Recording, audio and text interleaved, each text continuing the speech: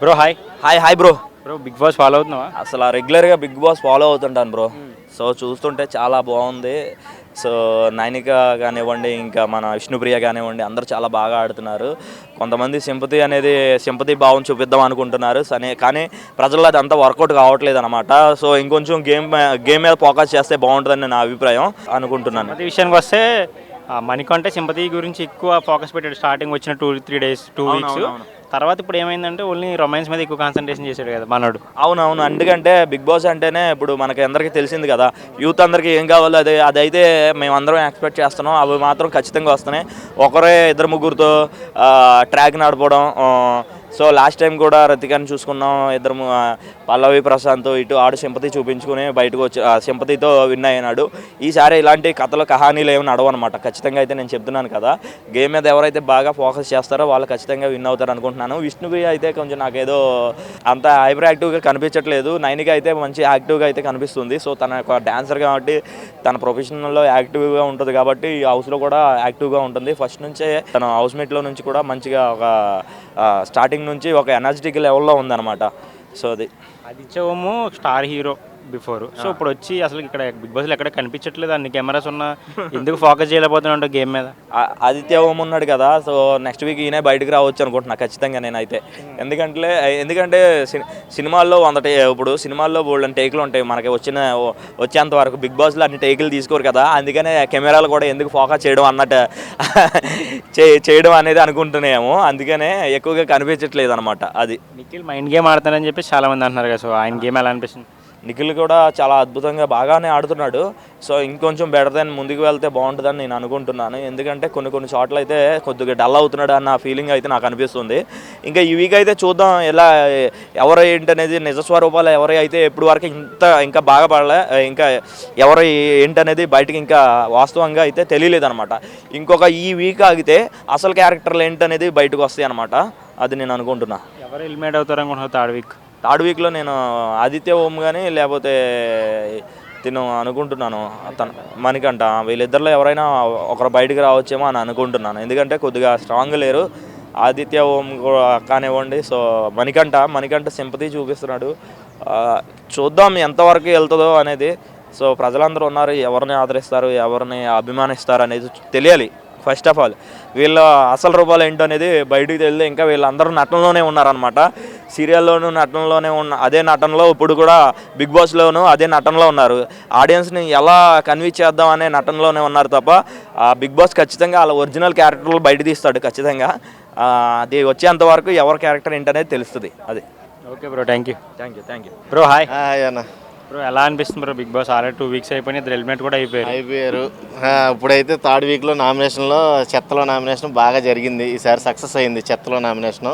మొన్నటి వరకు 2 వీక్స్ ఏమో చెత్తతో దరిద్రం అనిపించింది, కానీ నామినేషను థర్డ్ వీక్లో చెత్తతో మొదలైన నామినేషన్ హిట్ అయింది, సూపర్ హిట్ అయింది అన్నమాట. నేను చెప్తానే ఉన్నా ఫస్ట్ నుంచి యష్మి గారిని ప్రతి నామినేషన్లో పెడతారు. యాజ్ ఏ క్లాన్ చీఫ్గా 2 వీక్స్ సేవ్ అయింది, కానీ థర్డ్ వీక్ని సేవ్ అవుతుందని ఫస్ట్ నుంచి చెప్తానే ఉన్నా. అలాగే జరిగింది. ఖచ్చితంగా యష్మి, ప్రేరణ, పృథ్వీ వీళ్ళు ఖచ్చితంగా ప్రతి నామినేషన్లోనూ ఉంటారు. ఇంకా ఏంటంటే మనకంతా ఫస్ట్ రావడమే సానుభూతితో ప్లాన్ చేసుకుని వచ్చాడంటున్నాడు. ఇప్పుడేమో మొత్తం రమాయణ చేస్తున్నాడు. నైనికతో అవ్వచ్చు, మన సోనియాతో అవ్వచ్చు. మనోడు గేమ్ ప్లాన్ ఏంటన్న అసలు?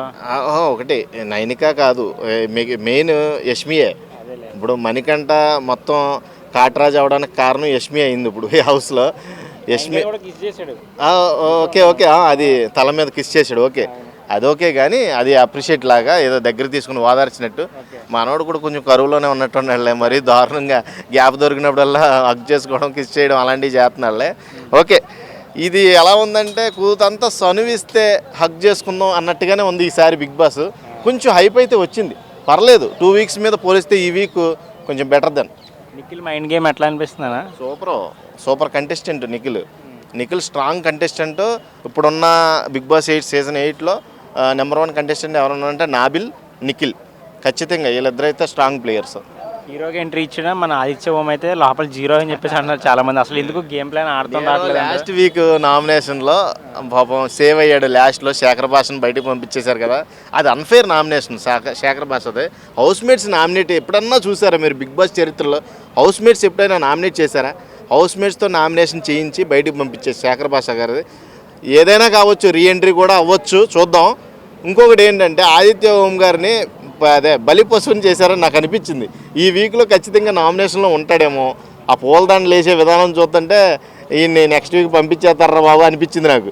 కానీ ఈ లక్కీగా ఈ వీక్ నామినేషన్లో మటుకు ఆదిత్య గారి అయితే నామినేషన్లో లేరు, సేవ్ అయ్యాడు ఈ వీక్లో. భాష గారు వెళ్ళాక కొంచెం ఏమన్నా ఎంటర్టైన్మెంట్ తగ్గిందంటారు షోలో? బాగా తగ్గింది. శేఖర్ భాషని ఎంటర్టైన్మెంట్గా మనం చూసాం, వాళ్ళు చూడాల. వాళ్ళు పెద్ద కాంపిటేటర్గా చూశారు.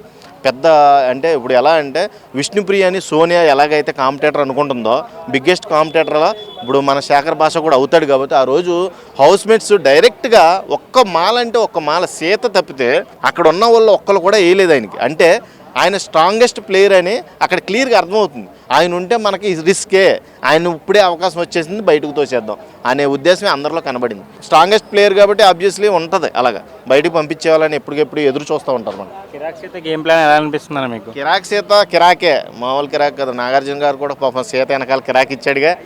లాస్ట్ సాటర్డే ఇచ్చాడు కాబట్టి బాగానే ఆడుతుంది. ఆ మట్టి ఖచ్చితంగా టాప్ 5కి వెళ్తుంది.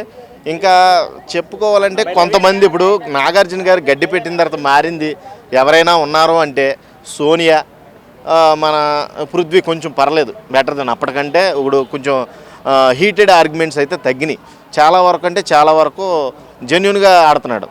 ఇంకా ఇంకోటి ఏంటంటే విష్ణుప్రియని మన ప్రేరణకైతే గొడవ అయింది, యశ్మికి గొడవ అయింది కదా. సో ఎలా చూడొచ్చు చిన్న ఫుడ్ విషయంలో గొడవ అవడానికి కారణం?